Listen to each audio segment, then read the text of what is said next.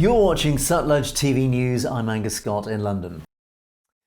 Today brings a historic moment for India as its space agency ISRO readies itself for its latest attempted moon landing.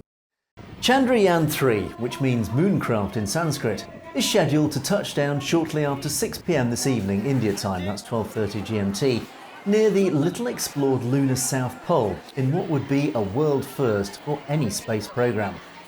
The previous Indian effort failed in 2019 and the latest mission comes just days after Russia's first moon mission in almost 50 years, destined for the same region, crashed on the lunar surface. But former Indian Space Chief Kailasavadivu Sivan said the latest photos transmitted back home by the lander gave every indication that the final leg of the voyage would succeed. These pictures are really very fantastic pictures.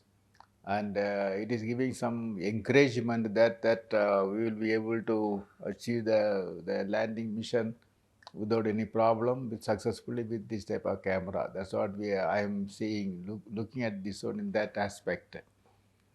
He added that the Indian Space Research Organisation had made corrections after the failure of 4 years ago when scientists lost contact with the previous lunar module, moments before its slated landing.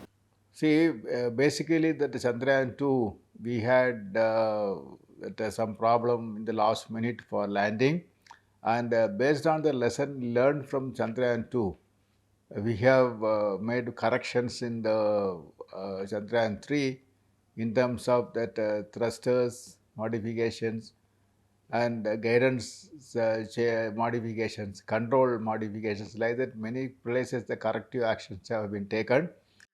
The mission launched nearly 6 weeks ago in front of thousands of cheering spectators, but took much longer to reach the moon than those of the Apollo missions in the 1960s and 1970s, which arrived in a matter of days.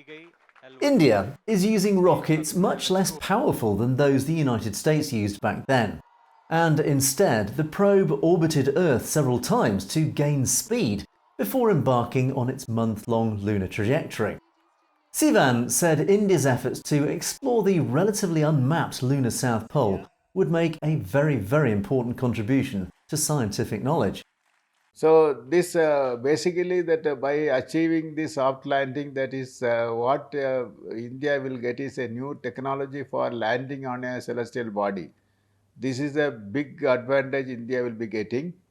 And at the same time that we are landing at unexplored region near South Pole region, where that it is mostly on the shadow region, and there we are expecting that it's a lot of new science is going to emerge. And this new science is not only going to be useful for the ISRO scientists, not only going to be useful for this Indian scientists, also it will be useful for the global scientists for discovering new science.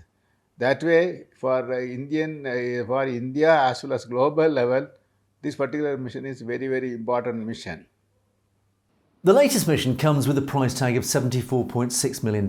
That's far lower than those of other countries, and a testament to India's frugal space engineering. Experts say India can keep costs low by copying and adapting existing space technology, and thanks to an abundance of highly skilled engineers who earn a fraction of their foreign counterparts' wages. In 2014, India became the first Asian nation to put a satellite into orbit around Mars, and is slated to launch a 3-day manned mission into Earth's orbit by next year. Only Russia, the United States and China have previously achieved a controlled landing on the lunar surface. Russia launched its own lunar probe earlier in August, its first in nearly half a century. If successful, it would have beaten Chandrayaan-3 by a matter of days to become the first mission of any nation to make a controlled landing around the lunar South Pole.